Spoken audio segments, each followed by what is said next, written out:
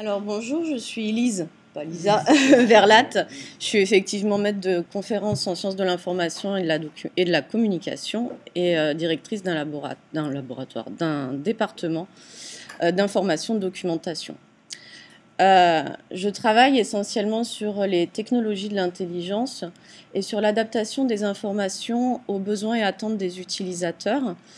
Et pour ça, je travaille sur des corpus scientifiques. Alors, l'idée de base, c'était vraiment de comment rendre accessibles les articles scientifiques, les revues scientifiques, à un public de jeunes chercheurs qui, souvent délaissés en sciences humaines et sociales, cette littérature au profit de gros manuscrits, d'ouvrages. Et l'idée, c'était voilà, comment réussir, c'était la problématique de départ de mon travail, comment réussir à attirer cette cible vers cette littérature-là et comment trouver aussi de nouvelles manières comment renouveler un petit peu les modes de publication scientifique de ces articles, puisque malgré le fait qu'on soit tous maintenant passés au numérique, on assiste à une simple transposition souvent de la littérature papier vers la littérature numérique. Donc c'était comment repenser la diffusion de ces informations et comment changer un petit peu les choses. Donc je vais parler aujourd'hui de l'exploitation et l'exploration des données et surtout de l'intérêt de l'infovisualisation par rapport aux données scientifiques. Alors je suis désolée, entre la version, la mienne, et celle-ci, il y a quelques décalages de police. Donc un point sur les définitions de la visualisation, c'est l'action de rendre visible un phénomène qui ne l'est pas. C'est bien entendu largement utilisé au cinéma et en informatique. L'idée pour nous étant véritablement de transformer les textes écrits, les textes scientifiques, en autre chose qui soit adapté au support numérique. Ou en tout cas exploiter le support numérique dans son ensemble. Alors la visualisation de l'information, c'est pas nouveau puisque ça date de l'Antiquité. Vous voyez la première image en haut à droite où Kaplan nous rappelle l'origine médiévale de l'hyperlien. Donc on n'invente rien, on réinvente, on revisite systématiquement plein de choses. Donc la visualisation de l'information, pour Raymond, est au cœur de la pensée de la philosophie occidentale et de la science. Pour Goody, elle est au cœur des pratiques scientifiques et de leur écriture selon Latour. On utilise tous de la schématisation, tous, on l'a bien vu avec la présentation d'avant, il y avait quelques lignes de texte, mais après, on se servait d'images qui représentent tout un tas de choses. Et finalement, tous ces supports constituent véritablement un substitut au langage et à l'écrit. Donc on observe depuis de très nombreuses années maintenant, en tout cas dans notre domaine, une pluralité de recherches sur la visualisation de l'information, notamment la sémiologie graphique de Bertin, la raison graphique de Goody, l'idéographie dynamique de Pierre Lévy. L'idée commune, c'est que toutes ces visualisations, finalement, profitent des caractéristiques du système de traitement cognitif humain. C'est qu'on va se servir finalement de cela pour élaborer un nouveau métalangage de description qui soit à la fois commun et capable d'harmoniser finalement les connaissances de l'action humaine dans un contexte particulier. À savoir quand même que la visualisation de l'information, si ce n'est pas le cas en France et je ne crois pas en Europe, est par contre outre-Atlantique devenu un domaine scientifique à part entière. Alors là, plusieurs définitions de ceux qui ont justement mis l'infovisualisation, qui l'ont propulsée en tant que domaine. On l'appelle souvent aussi infovise. Pour ma part, je la définirai de la manière suivante. La visualisation de l'information est un ensemble de technologies exploitant des données et qui utilisent des infographies interactives pour aider les humains à résoudre des problèmes et ainsi à amplifier leurs performances cognitives. Elle constitue ainsi une forme de technologie de l'intelligence. Alors, quelles sont les causes, finalement, selon Card et al., d'amplification de la cognition par la visualisation. Bien maintenant, on assiste à l'émergence, au bouillonnement des mégadonnées. Et finalement, comment est-ce qu'on va pouvoir visualiser ces métadonnées? Comment est-ce qu'on va pouvoir les traiter? Et en fait, bien entendu, la statistique et les visualisations vont nous permettre de gérer plus facilement l'ensemble de ces données. Donc ça va permettre, ces visualisations, de réduire les ressources cognitives mobilisées par l'utilisateur pour les traiter ainsi que pour les analyser.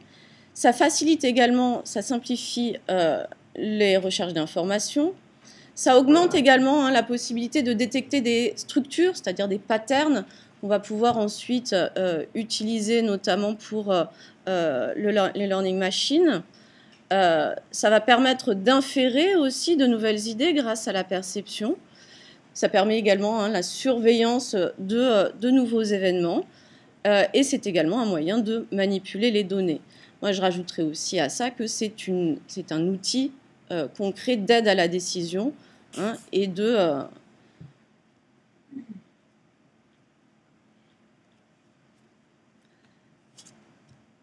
Alors là, la chaîne de valeur, j'ai essayé de mettre en parallèle deux travaux.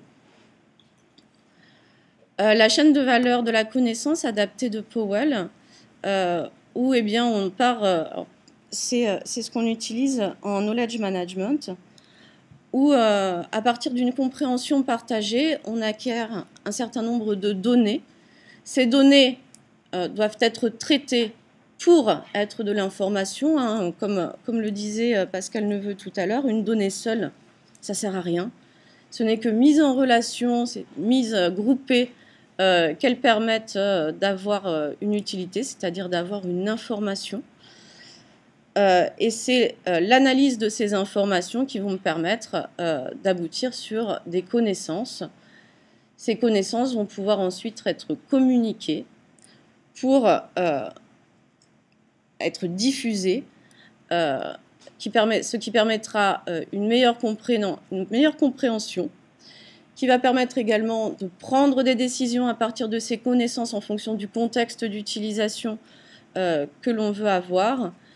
Tout ça pour amener à l'action des résultats, et on referme la boucle puisque ces résultats génèrent à nouveau de nouvelles données.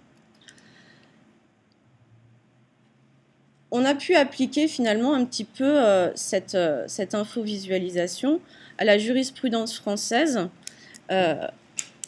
et on a tout en haut du coup de la schématisation l'ensemble des données, l'ensemble des données qui a été tiré de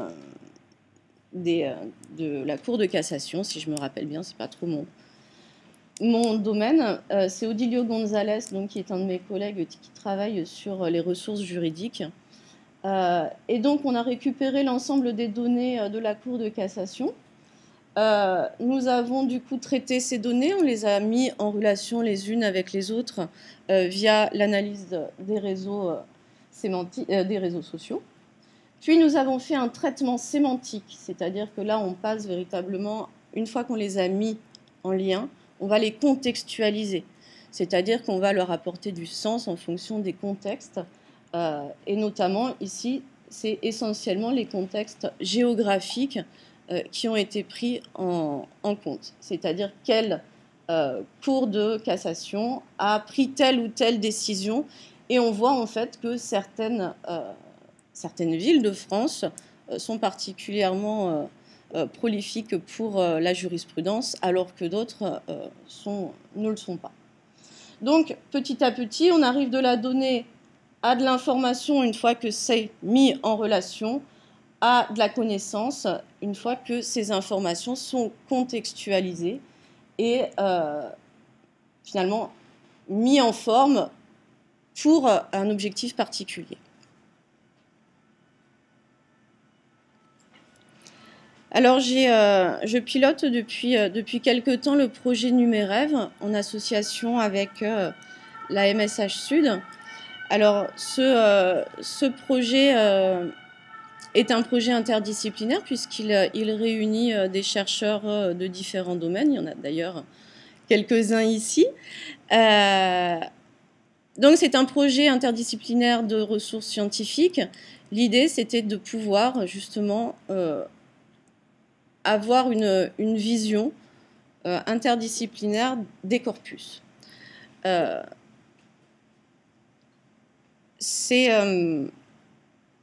suis désolée.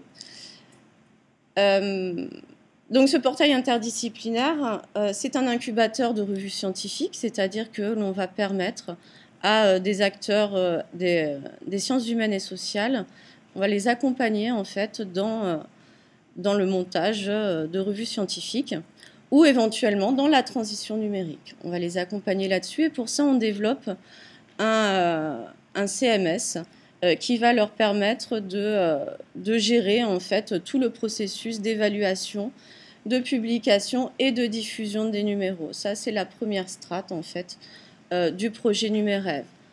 Au-dessus de cette strate, on va avoir une application web qui va permettre de collecter des données sur l'ensemble de ces corpus scientifiques, sur l'ensemble de ces revues.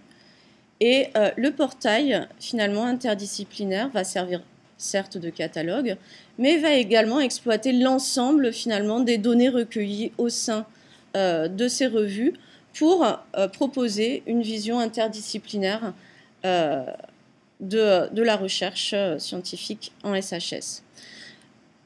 L'idée, vraiment, c'était de développer, à travers ce projet, un outil de gestion des connaissances scientifiques notamment basé sur l'infovisualisation. Et ça repose en fait sur un modèle de balisage intitulé par l'approche sémio-contextuelle des corpus. C'est un modèle sur lequel j'ai travaillé, donc, comme je vous l'ai expliqué en introduction, pour permettre initialement à des jeunes chercheurs de pouvoir accéder à ces corpus scientifiques. Alors, ce modèle de balisage, il est construit sur une théorie qui a été créée par Alex Mukieli. Cette théorie disant que toute situation de communication, en fait, est décomposable en 7 contextes initialement. Et c'est que l'interrelation, l'interconnexion de ces 7 contextes qui va permettre finalement de comprendre une situation. Toute situation problématique, du coup, peut être résolue à travers soit l'un de ces contextes, soit l'intersection de plusieurs de ces contextes. Donc on a le contexte identitaire, le contexte normatif, donc pour tout ce qui est normes culturelles partagées, que l'on transforme finalement en définition. Le contexte des enjeux, ce qui est en jeu dans la situation, les objectifs. Le contexte des positionnements, des statuts. On peut rejoindre ça aussi à la notion de spécification, notamment des ontologies. Le contexte des relations, ces relations étant du coup ce que Pascal Neveu appelait tout à l'heure les ontologies d'application ou réseaux sémantiques. Le contexte spatial, donc géographique, le contexte temporel, ainsi que le contexte physique et sensoriel. Donc c'est l'intersection de l'ensemble de ces contextes qui va permettre finalement, à minima, de comprendre une situation. Donc nous avons repris cette théorie pour l'appliquer finalement au corpus scientifique. Nous avons identifié de fait 5 niveaux à la place des 3, on sera dans les temps. À la place des 3 généralement utilisés, donc la revue, les numéros thématiques et les articles, nous ajoutons deux niveaux supplémentaires. L'un qui concerne les concepts, c'est-à-dire les données finalement qui vont être issues de cet ensemble, ainsi que les acteurs. Et finalement, ces 8 contextes, on les applique, alors je la fais entre guillemets de manière brève et synthétique, on va les appliquer à la revue, aux numéros thématiques, aux articles, aux concepts et aux acteurs. Donc qu'est-ce que ça donne, par exemple, pour les concepts? Il y a un concept a un nom, il a également une définition, un concept a un usage, sinon il n'existerait pas, donc il a également un objectif. Il se positionne dans une ontologie, dans un thésaurus, donc il a des relations de spécification avec d'autres concepts. Il entretient également des relations associatives avec d'autres concepts. il peut s'inscrire dans un lieu, il peut s'inscrire aussi dans une temporalité. Il peut avoir, bien entendu, si c'est un concept abstrait, non, mais si c'est un objet, il peut avoir également un aspect physique et éventuellement sensoriel. Donc en fait, on se retrouve avec 40 données exploitables que l'on peut comme ça mêler, entremêler. Alors comment ça se passe concrètement la gestion de l'information via le balisage par la SCC? En fait, on va à la consultation d'un article, eh bien on va lire le document et puis on va baliser finalement, on va identifier des unités de sens. Ces unités de sens, eh bien, on va les indexer, on va les baliser, on va donner des métadonnées sur ces informations. Donc ça pourrait être des métadonnées simples. Là, il s'agit dans ce fragment d'information de la définition de tel concept. Ou au contraire, tel fragment d'information va être la relation de type parent-enfant ou une valeur associative entre deux concepts. Donc c'est le baliseur qui va, à la lecture de ce document, baliser l'ensemble de ces données.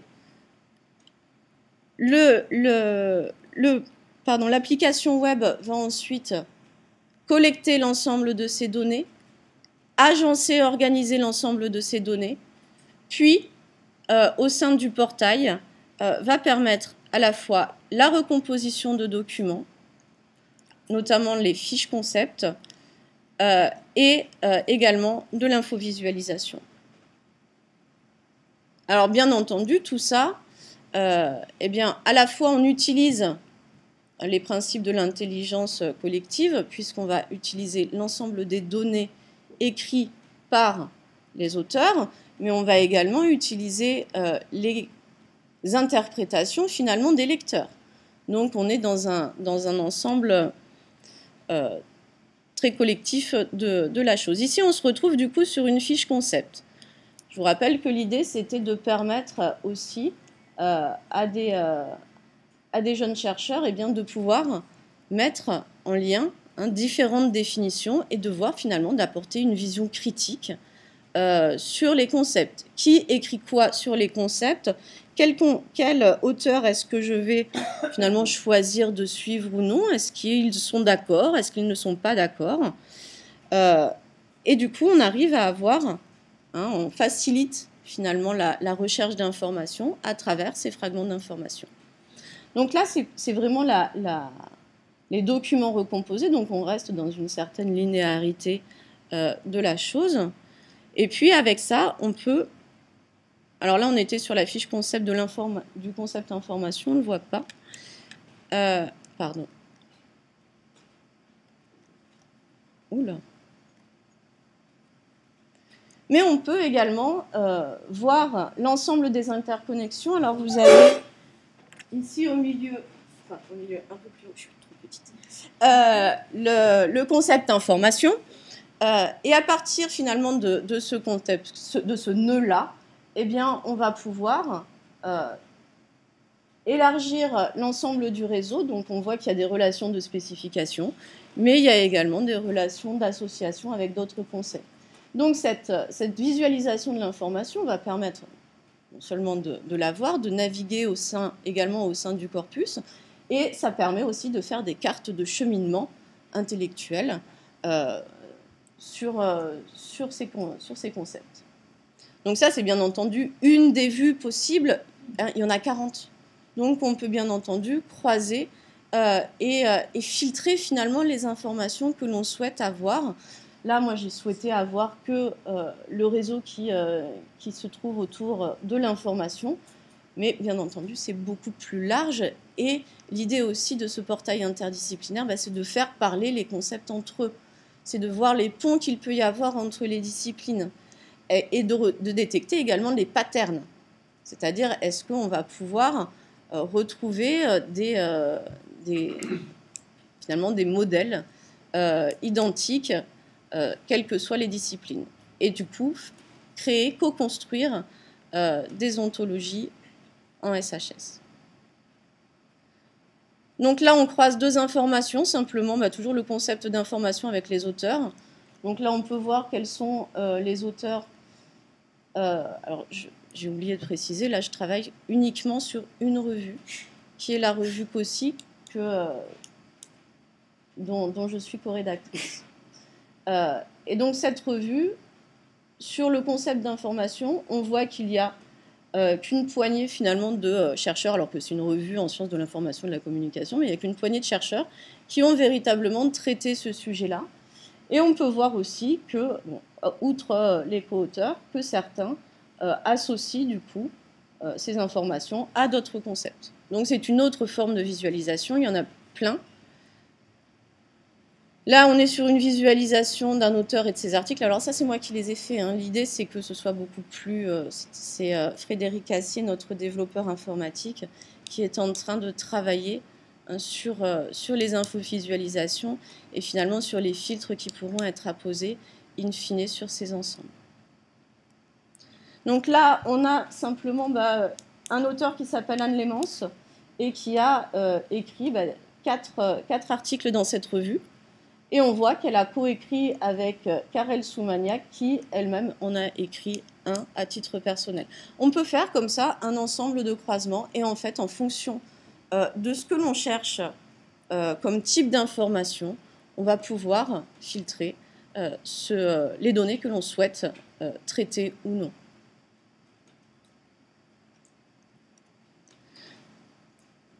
Donc finalement, de l'incubateur de revues scientifiques, donc des informations scientifiques classiques, on va générer un ensemble de métadonnées, lesquelles vont nous permettre finalement d'être traités et de pouvoir manipuler l'ensemble de ces données, notamment via les infovisualisations.